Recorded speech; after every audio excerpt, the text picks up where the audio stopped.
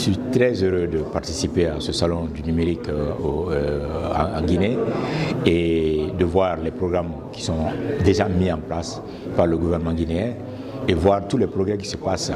Moi, je représente Smart Africa, qui a un objectif continental, à savoir créer un marché numérique africain qui permettra de développer les technologies de l'information et de la communication de façon harmonieuse, qui permettrait d'avoir finalement du Made in Africa, des smartphones, des tablettes, des téléviseurs, des équipements électroniques de tous les bords, conçus en Afrique, fabriqués en Afrique, vendus en Afrique et exportés, pourquoi pas, vers les autres continents. On veut que nos jeunes commencent à fabriquer des logiciels qui seront aussi vendus ailleurs dans le monde entier. On veut rattraper ce retard-là et pourquoi pas innover afin que nous ayons de nouvelles entreprises dans le continent africain, des nouvelles entreprises qui vont prospérer dans le domaine d'éthique. On veut enfin créer l'opportunité pour l'entrepreneuriat des jeunes, surtout qui aboutirait à la création d'emplois de beaucoup plus d'autres, un grand nombre de jeunes. Et je suis très heureux de voir les avancées au niveau de la Guinée. Et la Guinée étant un membre très actif de Smart Africa, avec le président Alpha Condé, membre du conseil d'administration de Smart Africa, avec 12 autres chefs d'État, conseil d'administration qui est présidé par le président Kagame lui-même, et qui contribue de façon significative dans le développement harmonieux de cette éthique. Comme vous le savez, chaque pays a une ligne d'action au sein de Smart Africa afin que nous évitons des duplications inutiles, afin que chaque pays se sente responsabilisé afin de pouvoir contribuer positivement au même pied d'égalité que les autres. Eh bien, la Guinée contribue du point de vue de l'interconnectivité africaine. C'est ça la ligne d'action de la Guinée.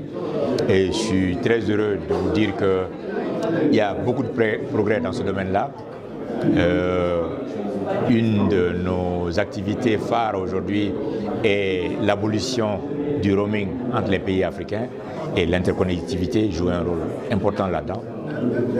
Nous voulons éliminer les barrières de roaming entre les pays africains tout simplement parce que nous voulons non seulement augmenter l'interconnectivité africaine, nous voulons aussi baisser les coûts.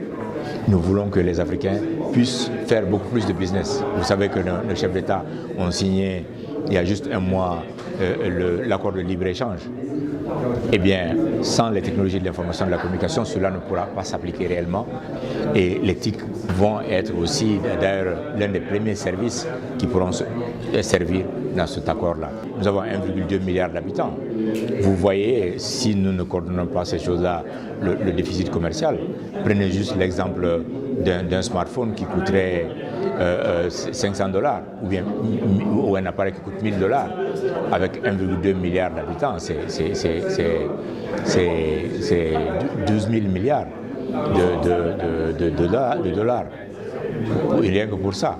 Donc si chaque Africain devait acheter une application à $1, nous aurons 1,2 milliard. Et donc c'est très important que nous ayons des logiciels développés et conçus en Afrique et qui sont exportés vers le continent, vers le reste du monde. Une des applications, par exemple, un des meilleurs exemples que nous donnons aujourd'hui, une des applications phares, c'est la monnaie mobile. La monnaie mobile a été inventée en Afrique. Le M-Pesa a été inventé au Kenya pour pouvoir transférer des petites sommes d'argent pour des personnes qui n'ont même pas de compte bancaire, qui n'existent même pas dans la chaîne économique du tout. Eh bien, grâce à ce modèle-là, aujourd'hui, vous pouvez utiliser votre smartphone pour payer votre parking à New York ou bien payer le hamburger au Japon. Eh bien, donc, nous voyons le phénomène inverse où les solutions conçues en Afrique, développées en Afrique, sont exportées vers le reste du monde entier. Nous voulons donner l'opportunité à nos jeunes de continuer à créer, justement, il y a cette créativité que nous devons développer chez les jeunes Et l'un des grands pas que nous voyons ici en Guinée, et cette semaine est importante pour ça, c'est l'entrepreneuriat des jeunes, où nous voulons donner l'opportunité aux jeunes en créant l'écosystème, en mettant en place les politiques nécessaires pour faciliter cela, en s'assurant qu'on a la bonne formation et une coordination avec le secteur privé. Et donc, voilà des politiques qui sont en train d'être mises en place ici en Guinée. Et le gouvernement guinéen nous a déclaré aujourd'hui qu'il y a 3 milliards de francs guinéens par an mis à disposition des jeunes entrepreneurs dans ce domaine-là. Ça, c'est un progrès significatif et je voudrais en profiter pour féliciter vraiment vivement la Guinée pour cela.